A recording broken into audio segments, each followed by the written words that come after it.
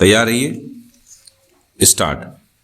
दंड प्रक्रिया संहिता 1973 की धारा 378 के अधीन वर्तमान दांडिक अपील फाइल करते हुए विद्वान न्यायिक मजिस्ट्रेट प्रथम श्रेणी देहरा, जिला कांगड़ा, हिमाचल प्रदेश द्वारा मामला संख्या 106 द्वितीय/2012 में तारीख 29 अप्रैल 2017 को पारित उस आक्षेपित निर्णय को चुनौती दी गई है जिसके द्वारा प्रत्यर्थी अभियुक्त को भारतीय दंड संहिता 1860, जिसे संक्षेप में दंड संहिता कहा गया है, की धारा 354 के अधीन दंडनीय अपराध के लिए विरचित आरोप से दोषमुक्त कर दिया गया था। विराम।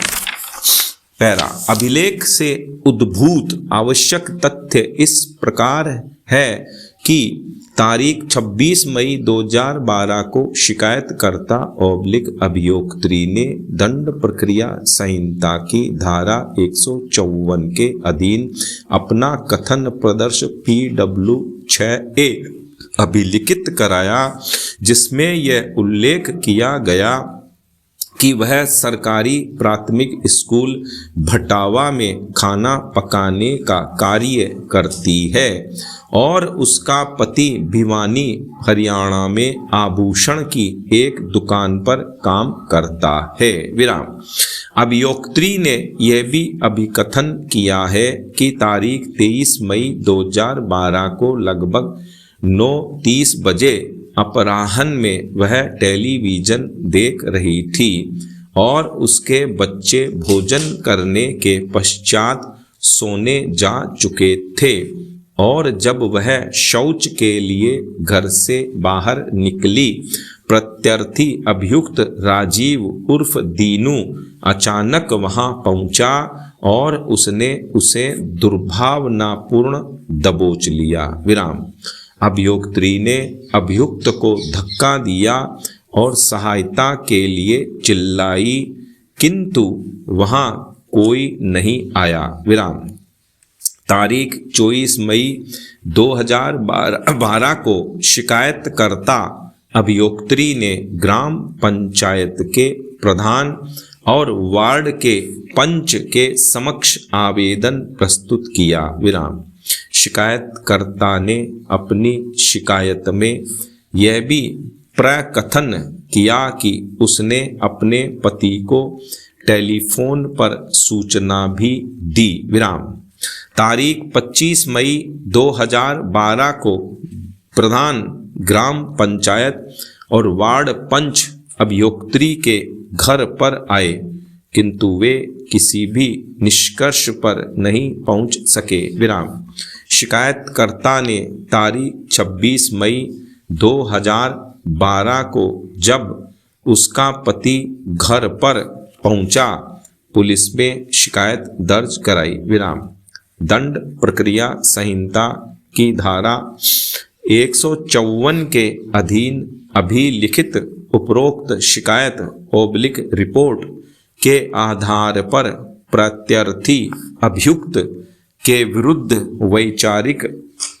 औपचारिक प्रथम इत्तला रिपोर्ट प्रदर्श अभियोजन साक्षी 7B दंड संहिता की धारा 354 के अधीन दर्ज कराई गई। विराम।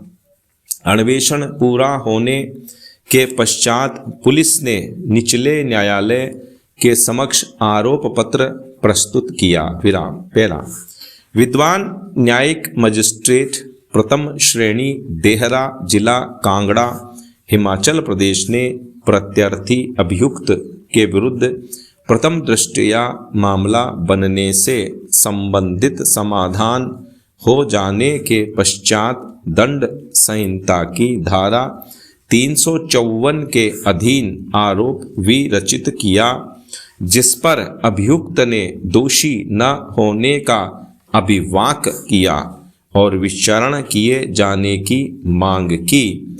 तथापि तथ्य यह शेष रहता है कि उसने अपनी प्रतिरक्षा के समर्थन में कोई भी साक्ष्य प्रस्तुत नहीं किया। विराम।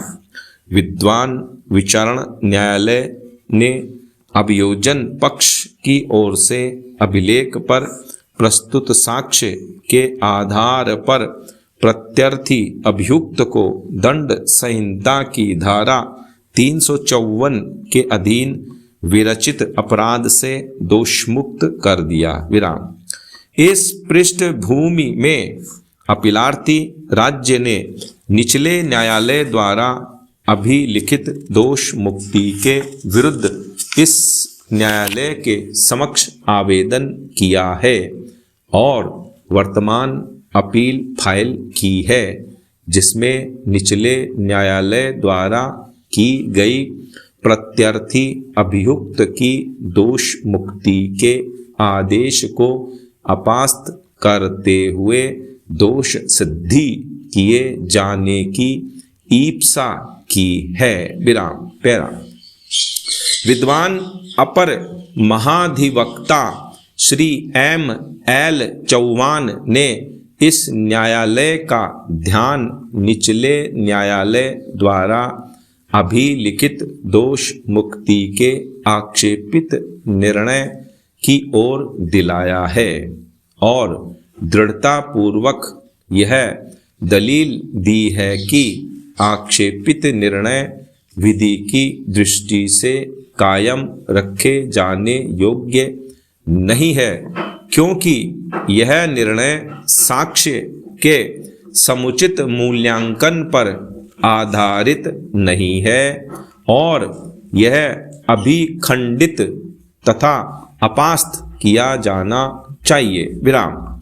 श्री चौहान ने यह भी दलील दी है कि आक्षेपित निर्णय का मात्र सरसरी तौर पर परिशीलन करने से ही यह स्पष्ट हो जाता है कि विद्वान निचला न्यायालय साक्ष्य का मूल्यांकन उसके सही परिप्रेक्ष्य में नहीं कर सका है, जिसके परिणाम स्वरूप अभिलेख पर निकाला गया निष्कर्ष त्रुटिपूर्ण है और प्रत्यर्थी अभियुक्त को ठीक आधार पर दोषमुक्त नहीं किया गया है। विराम।